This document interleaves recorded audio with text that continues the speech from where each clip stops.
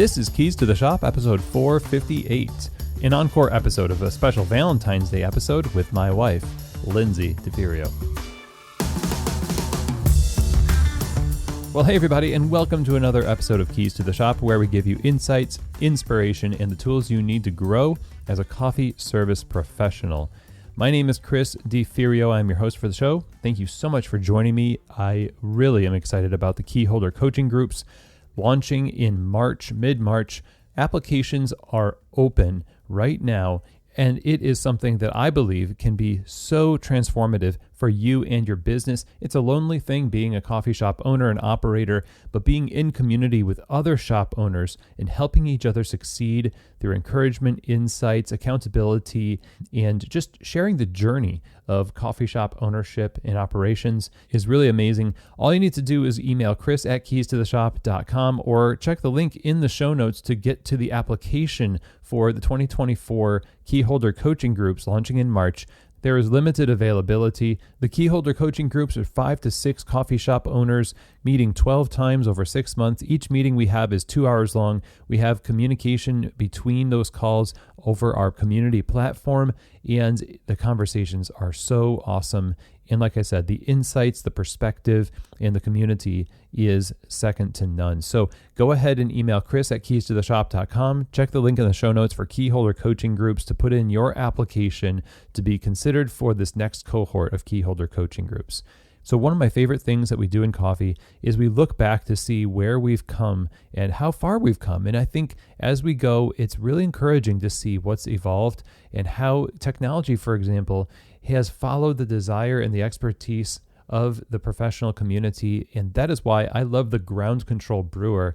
The Ground Control Brewer uses SCA award-winning technology to not only give you game-changing batch brew coffee, but also it allows you to make batch diced lattes, batch cold brew. Their new brewer, the Cyclops was the first brewer. Their new brewer is smaller, more versatile, but it has a higher output, 30% higher output for espresso concentrates that you can use for those batch diced lattes. And 8-minute cold brew, this is just a wonder. So go to groundcontrol.coffee.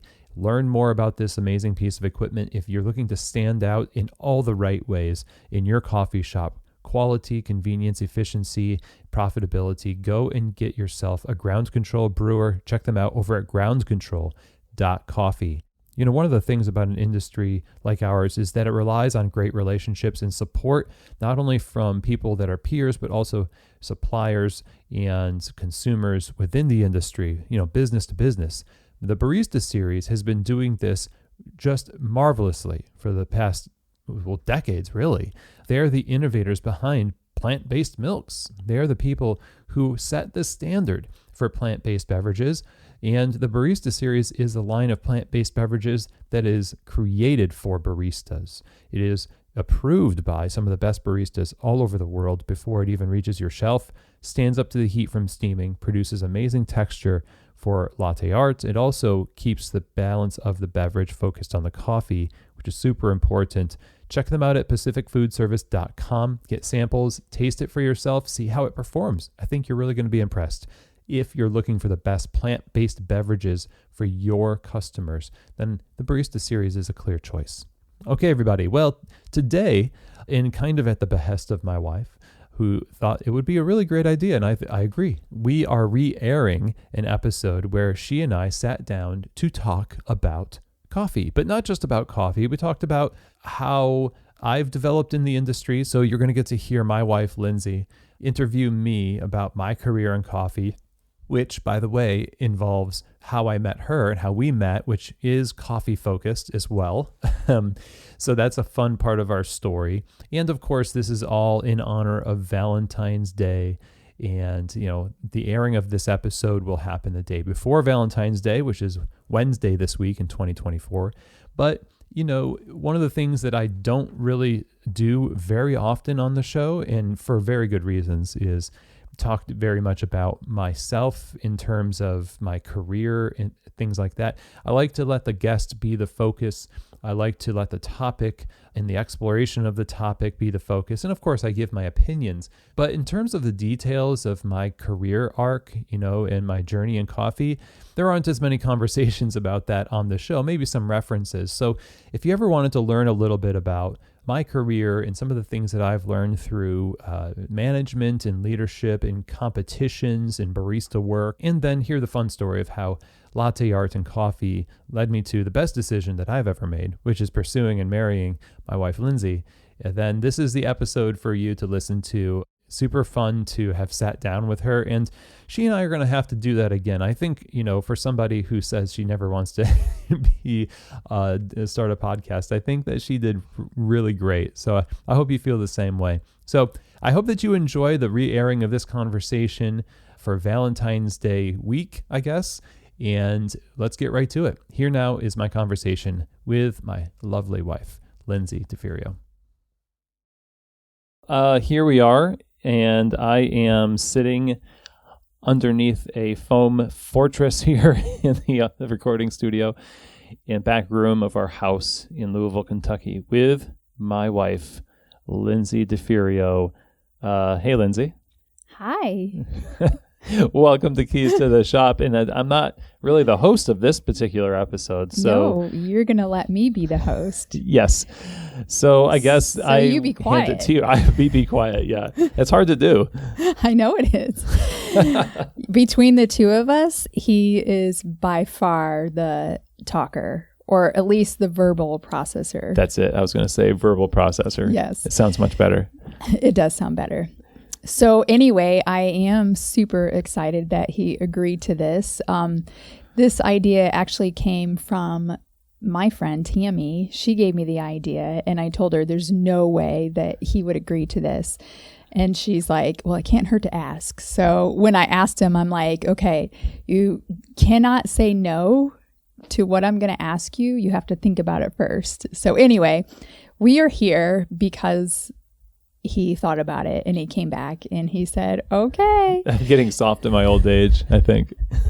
Yes, we've been married for 11 years, so I have definitely softened his rough edges in that amount of time.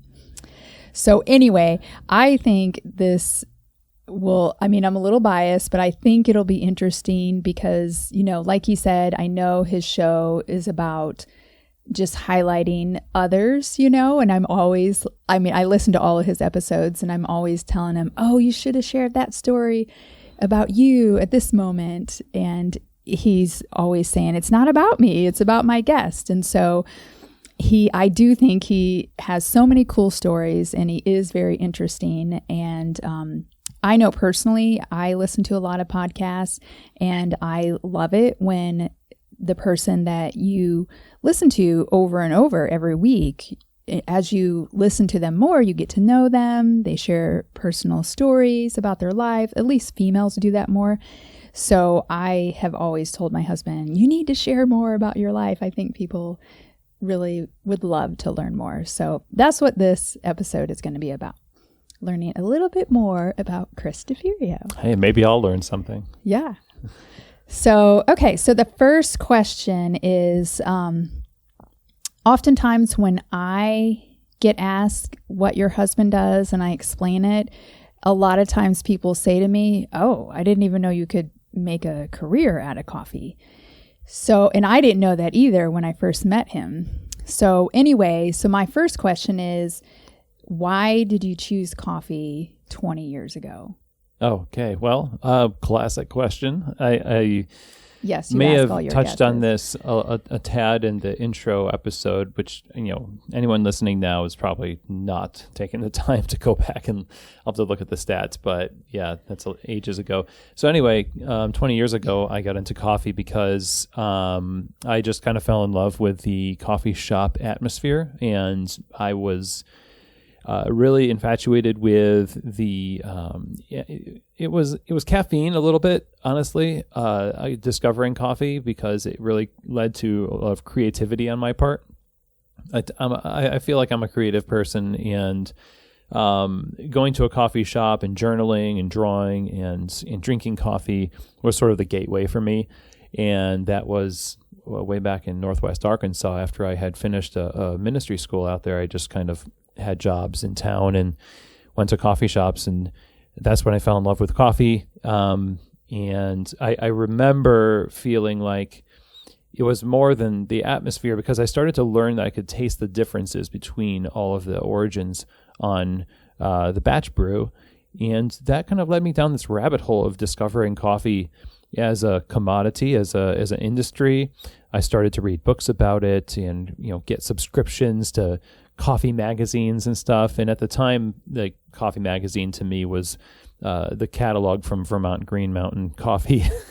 And I was just wanting to, learn and absorb a lot of stuff about coffee. But I got into it in sort of a, I don't want to say accidental way, because I was just sitting there one day and figuring out what I wanted to do with my life, as a lot of, 20, I think it was like 21 years old at the time. Yeah.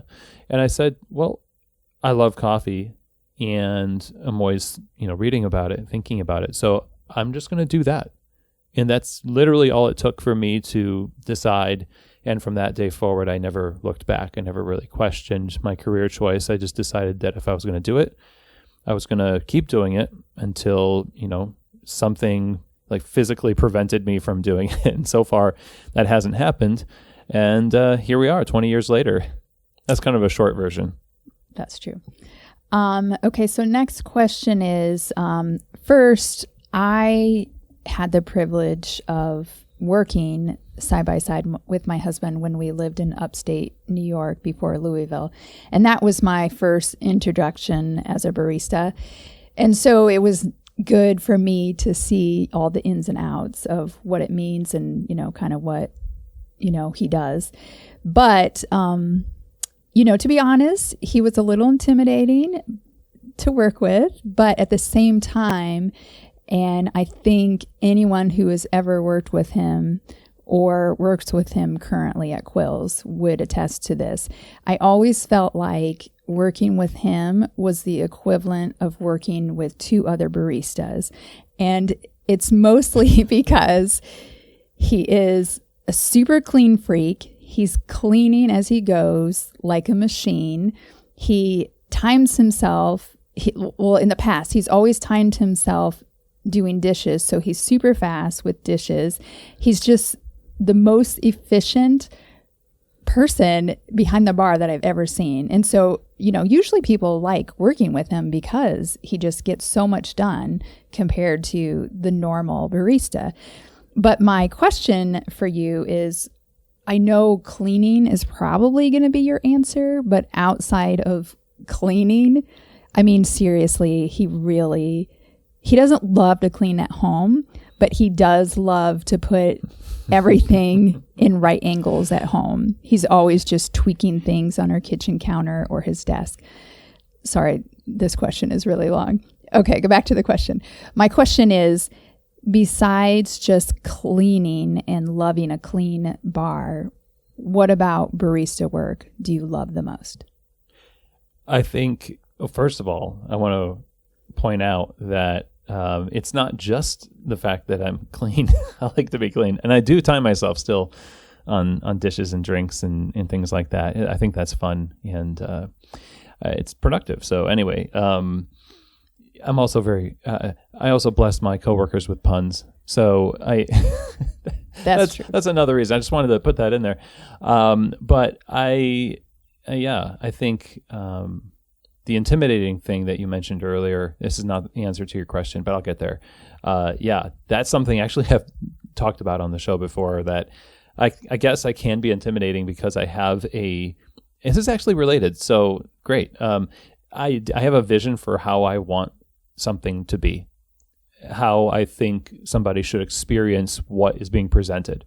And I think that vision for how something can be enjoyed and presented is part of what drives me to work in coffee, not just because I enjoy it, because I also want to work to stock and prepare and clean and create and present a coffee experience that's, the sum of all of these little parts. And the reason why Keys to the Shop has so much variety in it is because there's so many moving parts that are going into a coffee shop and being a barista, that it's just like fine-tuning a machine. In a way, you kind of have to become intuitively connected to the machine. So I guess being like a machine working as a barista makes sense, right? Mm-hmm. So I think what I love about it is that it might be a little Zen-like working on a vehicle, or learning an instrument and mastering that. So there's some mastery to it, but there's a lot of satisfaction in putting your hand to something that other people have put their hands to, like just coffee itself, and knowing that you've done as good a job as you possibly can with the tools you've been given, and in that context, you've done well by the people you're serving in that moment. I think that's sort of the thing that a lot of us are chasing. And so, yeah, I think that's what I love the most about it. To wrap that up, I think on the Loving the Closing Shift episode, I was kind of waxing poetic about the idea of just taking one final look at the cafe before you turn the lights off, before you leave. For me, that's kind of like when you open a coffee bag and you smell the beans on the inside. And I love that. I think that we should sell that smell in the shop. We should charge people for like the first smell of an open bag. People do love it. Yeah. But that's the kind of satisfaction I get from looking out in a thing and saying, hey, we did something good here, and we cleaned well, we created well, and we served well. Yes, and a side note, because, he trained me how to do a close, my very first close in this tiny, I don't even know how big that cafe was, but a super small cafe, I closed by myself, and my first close took me 4 hours. Not well, because I did everything that he told me to do, but I'm just not fast or efficient because it was my first time. But it was hilarious that it took me 4 hours in this tiny cafe. I feel, and that was your first time closing, so you were just under this pressure to is it crisp clean, I guess? I don't know. Yeah. I mean, I do have a tendency to be thorough when I do something, but that was a little ridiculous. Anyway, that's the side note. You got better. I did. I got a lot better. Okay, so when we met back in 2008, you were kind of at the tail end of doing competitions. So I only got to see one of your competitions, but in all of them in your, lifetime, what was your favorite moment? I think my favorite moment was, what was it? Maybe, so I think predictably the answer to this would be when I did well in competition. And that would be in 2007 when I was fourth place in the USBC. And I what I really loved about that particular presentation was that I was able to do two things. One, I had created a blend called the Friends Blend, which consisted of 4 beans. I couldn't even tell you what origins they were. I think it was like Peru, Guatemala, Papua New Guinea, and Honduras. But I didn't have control over it. I just told 4 people who were roaster friends of mine to send me their best coffee that they really loved, and I've happened to get 4 different origins. And I mixed them myself and created this Friends Blend that actually tasted good. It was a miracle because the next year I did the same thing and it tasted terrible. So that was nice that the stars aligned that way. I also used my competition to talk about community a lot. And I remember one of the songs I played was Orange Sky by Alexi Murdoch, kind of a folk singer type guy that was brand new on the scene back then. And I had a campfire signature beverage that I created to that song. And that story was really cool because I'd won in 2007. I had won the Northeast Regional Barista competition, and one of the judges suggested more smokiness in my drink, which was basically like a spiced chocolate with espresso and some other ingredients. It really escapes me right now. But he wanted more smoke in there because I had smoked vanilla in the beverage. And so I thought, I don't know how to get more smoke, but I was reading a lot about the culinary world at the time, Michelin star chefs and people like that. And Grant Achatz of Alinea in Chicago had been famous for using trapped smoke over the top of a venison dish. And I looked up what he was doing, and it turns out I think that he was just burning oak leaves and then trapping the smoke. But when I was looking at like trapped smoke and things like that, I was found out that he started using something else that was new called the smoking gun. You can get that at any high-end, culinary home culinary store now, but the smoking gun was brand new back then, and so new that I called the company to buy one for the competition, and they didn't have any left. And so the secretary actually said, I got you one. I just took the prototype off the engineer's desk and sent it to you in the mail. That's awesome. And so that was pretty cool. I don't know if that was against the rules. So I don't know if PolyScience is going to be listening to this, but it was really cool to have that because it was like one of the only ones out there at the time. And I was able to build a whole contraption that filled 4 overturned wine glasses with smoke at the same time, and then trapped my drink in this nice glass dome of, I think it was cedarwood smoke. Not cedarwood, it was like applewood smoke. And that was like a really visual, sensory experience for the judges. And I just love creating that experience. Mm-hmm. I think that's like a long-winded answer to this. And I think it's my favorite because not only did all the stars align and I was able to create this and did well, but I did well talking about the community. And I did well using the Friends blend. And so that for me was peak. And, it was kind of all downhill from there, honestly. And you've promised to create this drink for me. In 11 years, you still have not done that for me. So I forgot. You just reminded me now that I said that. Before we hit 20 years, you need to make that drink for me. Oh, I have all the stuff still. I have to take it out of the garage. Right. Another one of my favorites that you've done, I don't remember. The blue spruce? Yes, the blue spruce, because that was after I met you. Mm-hmm. Oh, yeah. You want me to describe that? Just explain it a little bit, because I think it's so unique. Harvesting, I think it was espresso, and it was, I think I used smoked vanilla again in this one, smoked vanilla.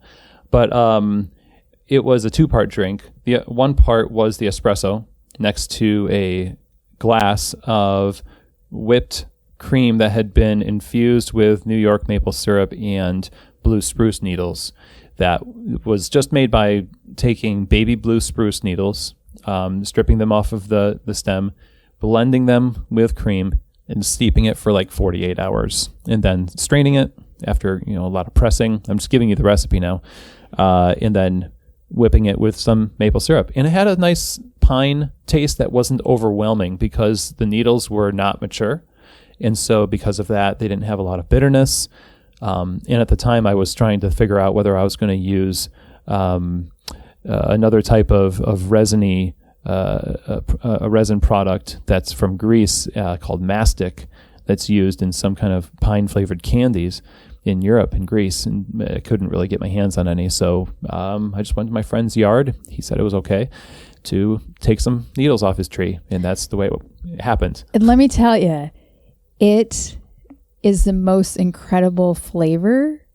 I've always wanted to move somewhere where we have a blue spruce in our backyard just so we can make this cream. It was the most unique flavor I've ever tasted, and we've never done it since. So we need to add that too. I might be traumatized by competition because there's all these things that I never do again. Right. Okay. All right. Moving on. So I know since I've known you that you've had some public embarrassing moments. Oh, I know too, yeah. Yeah. But related to coffee, not just in general, publicly embarrassing moments. Yeah, let's just keep the coffee. Not like the time that, remember you were standing on the corner in a hoodie and a whole bunch of cops came up because some lady drove past you and told the cops that you were the person that like broke into her house or something. Right. Yeah, it was weird. Not that embarrassing moment. Okay, related to coffee. Share one of your embarrassing moments. In coffee. Okay. Yeah. Here's a good one. Well, there's two. Okay, there's two embarrassing moments. And one is competition. The other is just being a complete jerk. So my first one was an out-of-region competitor in the Southeast Regional Barista competition. I think it was in 2005. And I went down there just to practice. Went down there with my friend Luke Damiani of Damiani Coffee Roasters in Pennsylvania. Shout out to Luke for making the trip with me, and super excited. I mean, you can imagine, like early 20s, road trip, coffee competition. We're just like having a great time. I have this whole complicated setup with a bunch of trays, not trays, but planks. Competition's always about planks. There's so many planks in competition. Wood, slate. It's just it's a wash with planks. So I had my set of wooden planks and glassware. And at the time, you had to give the judges like sugar and spoons and napkins and set up with a tablecloth and all of that stuff. So I had like a picnic of coffee with me, right? And all of this this crescendoed with me going on stage and promptly breaking one of my signature drink glasses, of which I only had 4, mind you. I didn't think to bring extras. So I had got everything set up just fine, but I failed to actually consider the hypotheticals, like what if this happens? So I served 1 to each judge of the first 3, and I told the 4th judge, you'll have to share theirs. And I thought, well, you guys, that's just what has to happen. Sorry. I mean, there's broken glass on the floor, so we're going to go on. Now, competition is 15 minutes. I was so flustered by this and just being under the pressure of competition that I went overtime, and they won't DQ you at that time. They'll let you keep going, and I did. It was 23 minutes. The whole competition took 23 minutes, and that was a record, right? It was a record for the longest overtime ever in the history of that competition. I remember 2 years or so afterwards, a poor guy next to me in the prep room actually beat that, but I don't think I had the heart to tell him that he got the record. But that was probably good. Yeah, it was a good thing. So yeah, that was embarrassing, but I came back from it and did well the following year and the year after that, and just learned my lesson. Yeah. That's Fast forward to like 2008 or 9, I think. I have a blog, and on my blog, I was in latte art competitions at this time, and I was like winning them and becoming known for latte art, thanks to a DVD, Extreme Barista from Bellissimo. If you want a good laugh, you should buy that. So yes, he has full head of hair. Oh yeah, it's so funny. It's a reversal. There's hair on the head and none on the chin. It's great. And I swear he does bedroom eyes in this video too, with the camera. It's so funny. It's up close and personal latte art. It's intimate. Anyway, weird. So I have a blog, and I go and I compete in Chicago, and I competed against a lot of intelligentsia folks. And I won, and I was so excited, and I was also really full of myself. And so I noticed that nobody came up to congratulate me for winning, and I was so incensed at the time. I thought, wow, like, it was anticlimactic for me. So, what was me? Pity party time for Chris, right? And I took to the blog, and I don't know exactly what I said, but I called them out for it for some reason on my blog. Oh, no. And it was just the biggest, what a twerp. I mean, it was probably the most embarrassing thing I'd ever done publicly, I think, in coffee, because it threw people under the bus who actually the next morning looked to my blog, were excited because I had won. They were excited. They just didn't congratulate me at the time. And I was just so ego driven at the time. That word of warning to latte artists, man, these things will make you just an egomaniac, I think, for competition in general. But I remember I was on the phone shortly thereafter because I realized what a jerk I was, because Doug Zell, the CEO, the founder of Intelligentsia, actually reached out to me and to ask me about it. And I was so ashamed and apologetic, and I apologize to everybody that was involved in that. I mean, you can't really take something like that back, right? Because that was the perfect combination of just forehead slapping decisions. So anyway, all that to say, those are embarrassing things that I did, and I'm a better person now because of them, especially having a platform like a podcast, because you can't take things personally. You have to realize that people are they're not only are they busy, but they probably have the best of intentions most of the time. And I find that to be true with most of the people I talk to. So anyway, adventures in stupidity. I think that's a good way to sum up that period of my life. Okay, so this, Chris, you do have extreme things happen to you in life. Most people listening don't realize that you were ran over by a car at age 19, which was his own fault because he was riding on the hood. Yeah, I don't do that. Usually people go inside the car before riding. Right. Yeah. We won't go into that, but he almost died. But anyway, so my scariest coffee moment for you was what happened in Las Vegas. Oh, it stays in Las Vegas. We can't talk about that. I'm kidding. Joking. No, okay. I guess you want me to go into the story. Just share the story and then we'll move on. Okay. I'll try to keep this quicker than the other ones. And for all of you listening, I hope that this is an extra episode. I hope you find this interesting, because I'm just so self-conscious about doing this. If not, at least it's fun for the two of us to do this. Yeah, that's right. So it is a Valentine's Day episode. So if you don't want to hear a husband and wife banter about these things, then, your fault for tuning in. So anyway, press the fast forward button. Yeah. So Las Vegas happened, which was very, very interesting. I had been going back and forth between competing and being a judge at latte art competitions at this time. This is 2009. And in Las Vegas, I was in town. I was there because I was teaching latte art, but they were allowing me to also compete in latte art, which was really cool. And at the time, the prize pot was $5,000. And that was the last time that they ever did it. That they obviously overshot the amount of money they could afford to keep paying latte artists. So I was really happy to try my hands at this competition. I get there to Las Vegas, and I got my roller bag, and I get dropped off at the wrong hotel.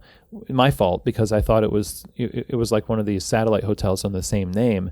Mine was like a mile away. So I was really frustrated. And so rather than get back on vehicle like a shuttle, I decided to just walk. Been sitting all day. I'm on a plane. Let's just walk. It's like dusk. It's still light outside, kind of, and there's lights everywhere. Not a lot of people though. So I'm just going down the street, and I can see the Hilton Hotel is like a beacon, like right in front of me. And I'm walking past some parking lots. I'm walking past some buildings, and there's tumbleweeds, basically. There's no people. And then all of a sudden, I hear like these footsteps, like multiple footsteps coming from behind me. And I don't know why I thought this, but I thought, oh, somebody's running. I better get out of the way. As soon as I step out of the way, the next thing I feel is fists just pummeling the back of my head. Two guys out of nowhere had run up behind me and just started laying into me.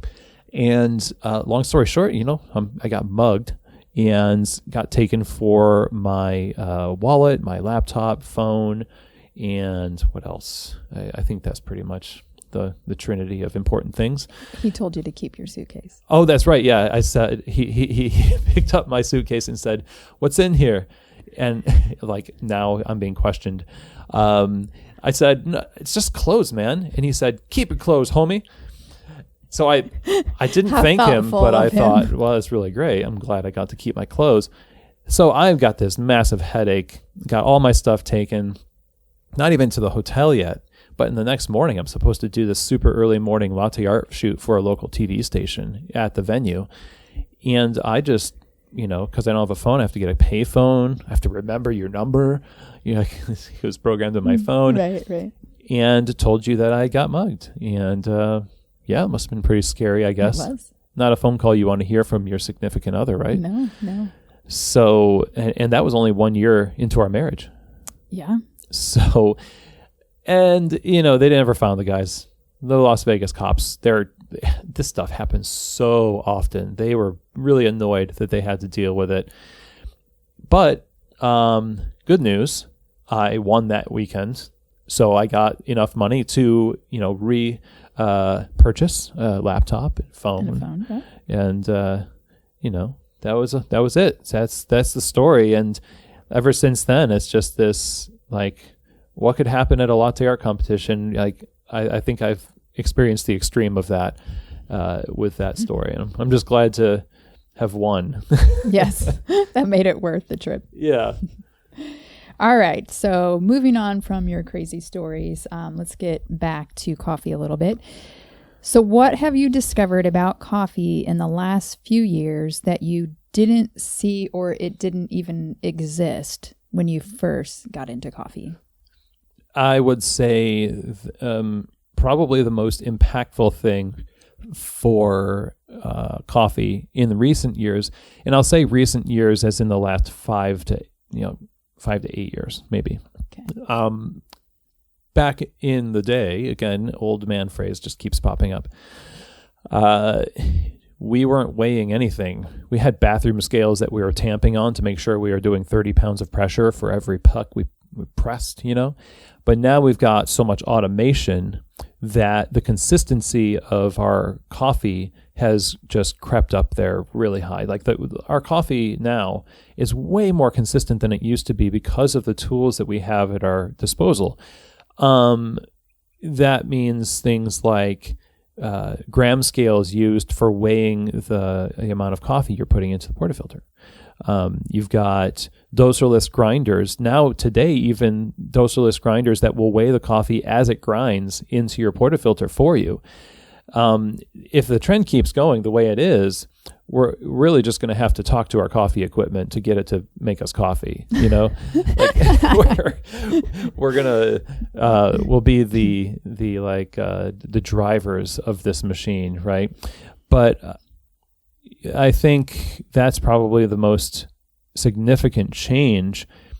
What I see, though, as a result of that is, first of all, it's more encouraging for the sustainability of coffee, because consistency in what you give the customer is paramount for driving purchasing decisions, which, it goes upstream to the farmer, and the whole value stream of coffee benefits from coffee shops being more consistent with what they do. In that said, our understanding of coffee can sometimes take a back seat to the recipes of success that we see other people using for coffee. So we use the phrase a lot of times, well, this should taste good because it is this much in, this much out. It's got a TDS of X. It's got a extraction percentage of Y. And if I don't like it, then either the recipe is wrong or I'm wrong for not liking it, and I need to adjust the way I think, right? And I think that latter one is always kind of been there, but it's a new version of it now. It used to be that people would say, well, I should like this because specialty coffee is cool, when Starbucks was just booming and just coming out, right? People convinced themselves that they loved it. You also notice there's a lot of condiments out there that get added to coffee because part of us knows that we really don't love it as much as we love like covering it up with stuff that makes it palatable. For me, that's like the equivalent of turkey. Like I hate that bird. Right. But it's the gravy that makes it better. Gravy, right. Right. So this is kind of a diatribe, you know. This is an old man yelling at a cloud stuff. But I think it's encouraging more so than it's discouraging to see a lot of the automation and the controls that we have. It's maybe encouraging because also I see a trend of trying to figure out what's accessible to the customer, not being so obsessed with our own palates, but trying to serve people what they're going to enjoy. Mm-hmm. That's a great trend, and we kind of got away from that when the third wave of coffee was initially starting to rise, and we're seeing sort of a walking back of some of the super light roasts that we've been putting out there, the very acidic, the acid bomb coffees, and we're trying to say like, maybe it's not enough to just react against dark roasts.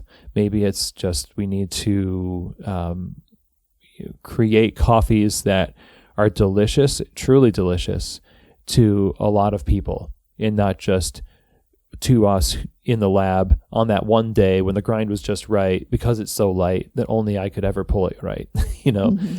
So that got away from your question a little bit.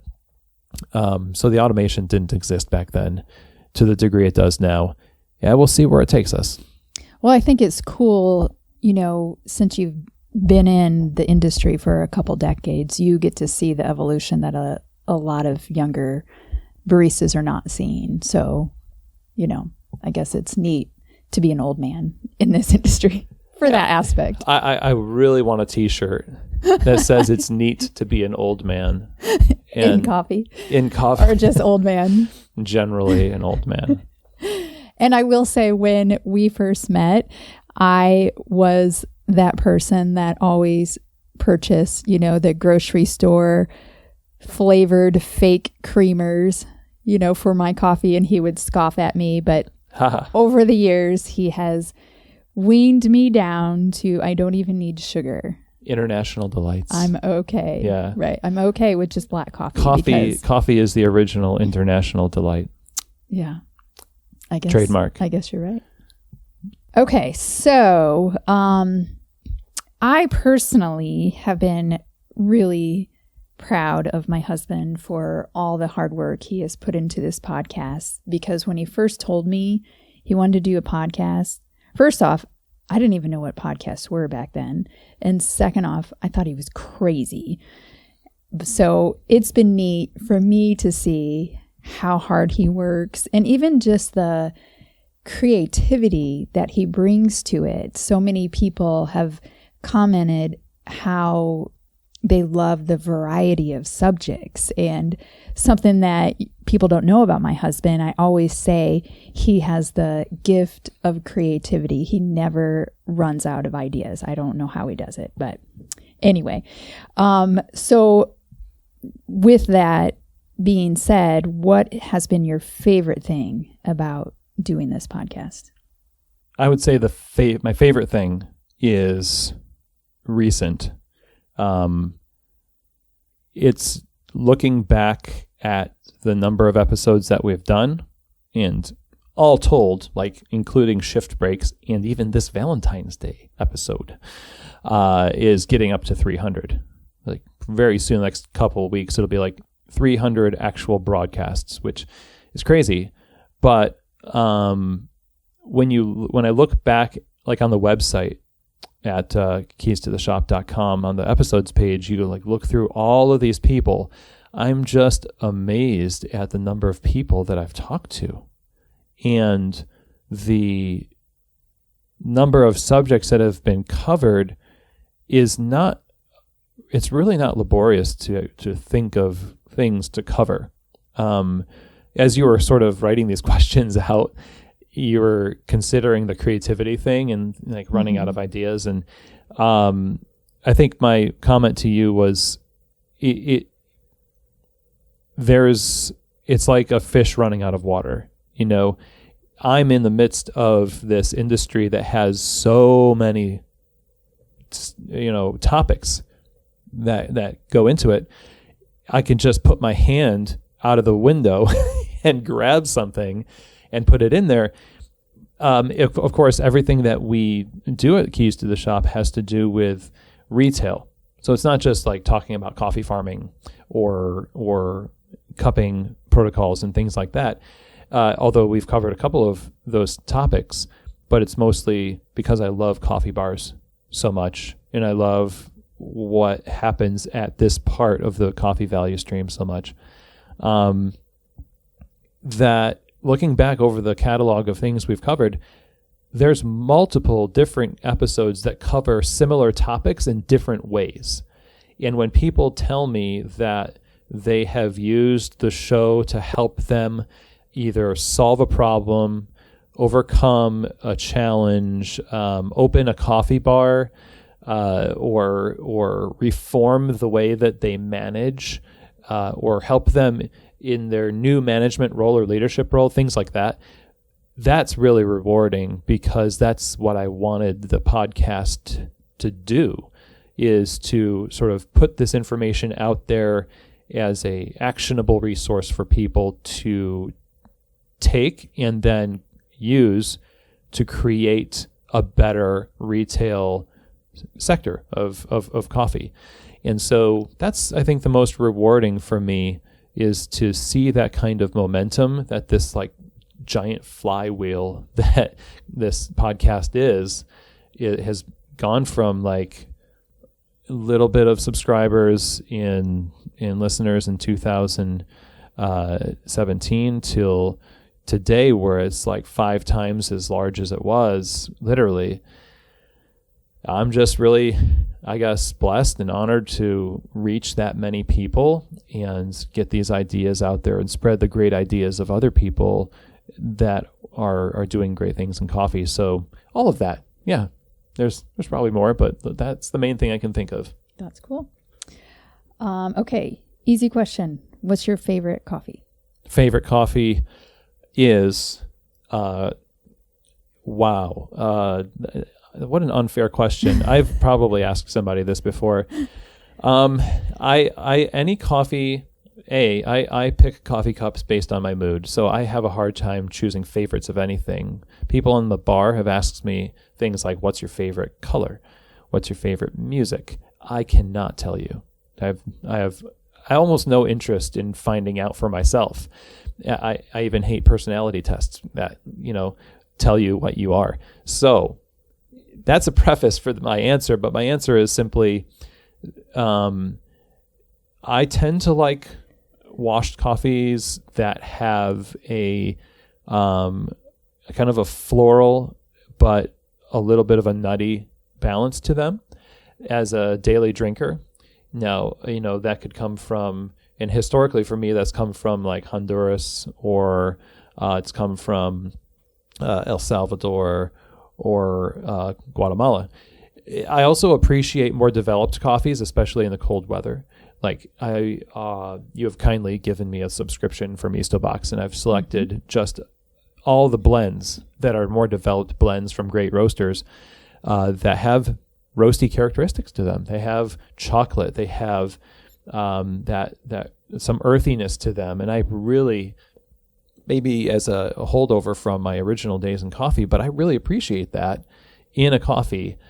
And you can do that well.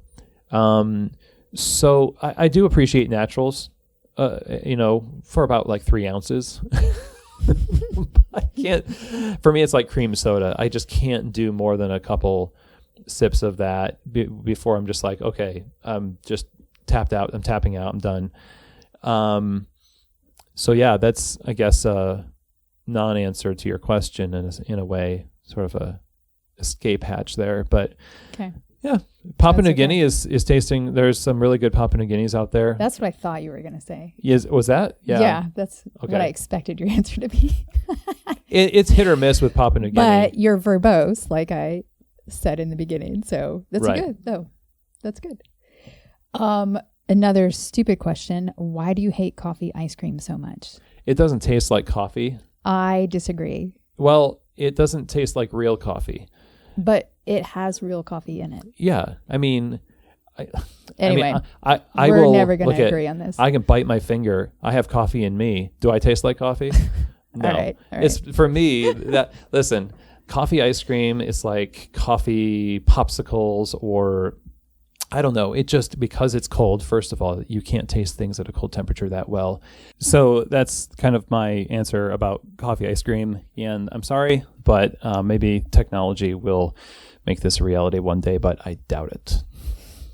All right. Moving on. Okay, this is a little heavier. What legacy in the coffee industry would you like to leave behind? I think similar to what I see as the potential of just a coffee bar that I'm working in, why I like to clean and create and present and see the potential. I just want my legacy to be that I contributed to coffee being perceived by the customer in the cafe in a higher, more respected way, in a fun way, in a more satisfying way. And I feel that same way about people working in coffee bars, and maybe even more so, because I want coffee bars to be a great place to work for everybody, including the owners, and the managers and the baristas. So I see a lot of issues in coffee bars. We're all just a bunch of imperfect people. Sometimes that cocktail really it turns toxic. And if my legacy can be offering tools and perspectives and ideas, et cetera, that will help people avoid those things, and at the opposite end of that, help them thrive in the opposites, which is to be healthy and professional and skilled, rested, and excellent in what they do. I want those things for myself. I want those things for others. And so, yeah, I think helping in general would be a great legacy, and it's almost kind of what we all want in a sense. We want to be a helper, and how people take that and use it is up to them. But I want to have produced enough and presented ideas well enough that people can take it and use it to help them and the people that count on them. Okay, so last question, seeing how it's Valentine's Day, I thought it would be fun to share how we met, because coffee is the reason why we met and are married. Typically, when we're with friends, I like to share the story because I share a lot more details, but I will spare you guys and I will let him share the short version. Okay, yeah. So the short version is basically that as I've been talking about my career, it had kind of started with latte art as a central part of what I did, and that meant going to Coffee Fest a lot and teaching latte art. And during one of my sessions, somebody came into my session and videotaped without letting me know they were going to do so. It turned out to be this guy. He was a pastor, actually named Guy. And he eventually just through email hired me to come down to Indiana, in Muncie, Indiana, to train some people down there. And I said yes. And I just flew down to Muncie and did some latte art training with these folks. And that was on a Thursday. Then a Friday night, there was at the church that they were having this training at, there was something called Friday Night Cafe, I think. And Lindsay was is a painter, but at the time, during this Friday Night Cafe, where people do music, they do pottery, they do food and fun, she was doing painting demonstrations. Like she was finishing works of art that she had been working on through the week, and then would take questions from people that would be watching. And I was behind the bar at this church. They had a coffee bar, and I was making drinks.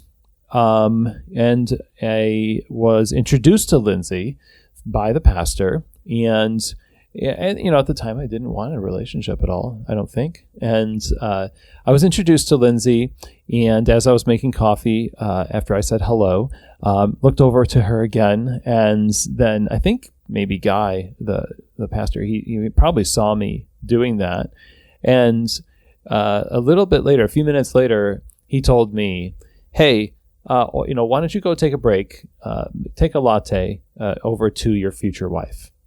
And that was, of course, tongue in cheek. He was trying to be funny, and I don't know. I just thought, okay, I'll do that.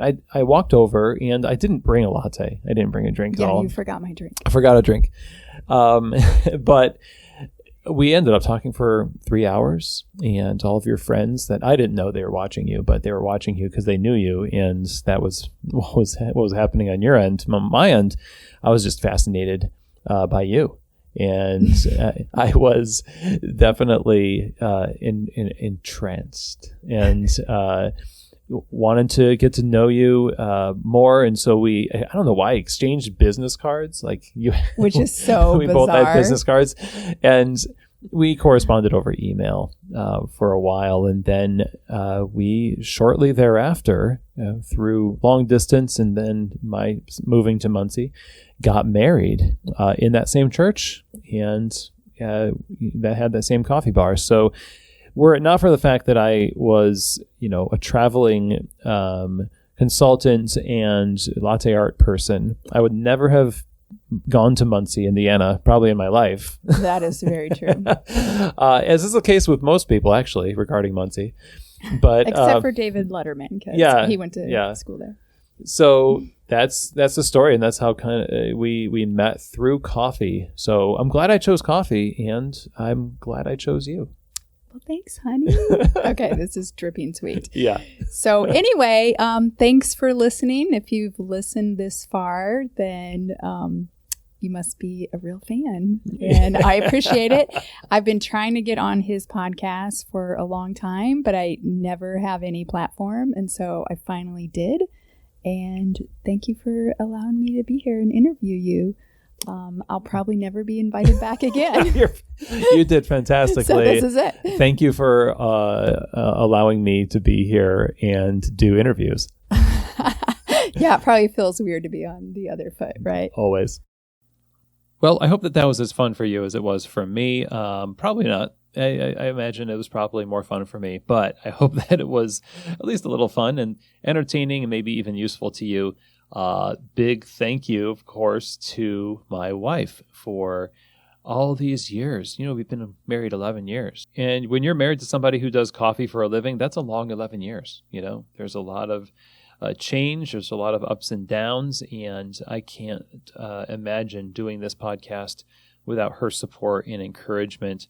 I can't imagine doing life without her by my side. So, big thank you again to my amazing wife. Love you, Linz, and thanks again for the opportunity to do this. Well, okay, everybody. Well, I hope that you enjoyed that. It was really fun to sit down with her in the office, similar to what I do when I'm out at coffee trade shows with the two microphones, and it felt kind of surreal. And in a way, she's kind of shared some of the most important parts of my career with me, considering that we met through coffee, and then she's got the microphone, she's interviewing me. It was really fun. Now, one of the things that stands out to me is that I think we can all look back, and it's actually very helpful to look back on what's happened in our lives. And because every day has its own concerns, and we just need to be there and be present for them, I'm all for being in the moment. But I think looking back And just clearly seeing the blessings and the things to be thankful for in the course of your life is also incredibly important because it puts it in perspective. And this has been actually something a lot of guests have told me on the show before, is that, up until this point when we've been interviewed by you, Chris, we didn't really go through it with such thoughtful step-by-step clarity, the story of how we started and why we started and all that stuff. And many times what the guest walks away with is just this overwhelming appreciation for how far they've come. So this week, not only do I encourage you to be thankful for your loved ones and think about just the blessing that they are in your life, but also I'd say think about your career, think about the things you've learned and the opportunities you've had, and think about your business and consider that all of the people that have contributed to who we are today and what we are and what we do, it really creates this rootedness in us. So it's easy to forget what we're doing, why we're doing it, but the why sometimes comes by examining the where. Where did we come from? And who was involved in getting us here? And what did we learn? So that's why this kind of conversation was so great, to just revisit where we've come from, who we are now as a result of it, and where we're going, and what we do now will contribute to the story that we have in the future. And all of this over a cup of coffee, it is so appropriate, and it's why I love this business. Coffee is a vehicle for relationships and the relationships we have in coffee. So I hope that it was really fun for you to listen to. It was fun for me to have this conversation. If you are interested in Keys to the Shop consulting, coaching, or the keyholder coaching groups that are launching in March, we have limited availability for those groups. Please email chris@keys-to-the-shop.com. You can also reach out by DMing me in Instagram. If you're not following Keys to the Shop on Instagram, I would encourage you to do that at Keys to the Shop. You can also find Chris DeFirio on LinkedIn. If you're a LinkedIn person, I'm becoming more of a LinkedIn person these days, I think. Go and visit me. It's just Chris DeFirio, and I'd be happy to say hey and welcome you into the network. So again, if you are interested in Keys to the Shop consulting and coaching, one-on-one conversations over a course of months that lead to transformation in your business, then email chris@keys-to-the-shop.com. And by the way, Keys to the Shop is going to be at Coffee Fest. And I think you know from past episodes maybe what Coffee Fest is, but let me tell you, 30 years in business of trade shows and events that transform businesses, that help people start and sustain profitable retail coffee shops. I think that this trade show is probably the number one event that you need to attend at some point during the year if you're thinking about where to go to invest in your future for your team and for the profitability of your business. Coffeefest.com will show you all the shows coming up in 2024. We're going to New York in March. We're going to be then going to New Orleans, Los Angeles, and then Minneapolis. Lots of opportunities across the nation.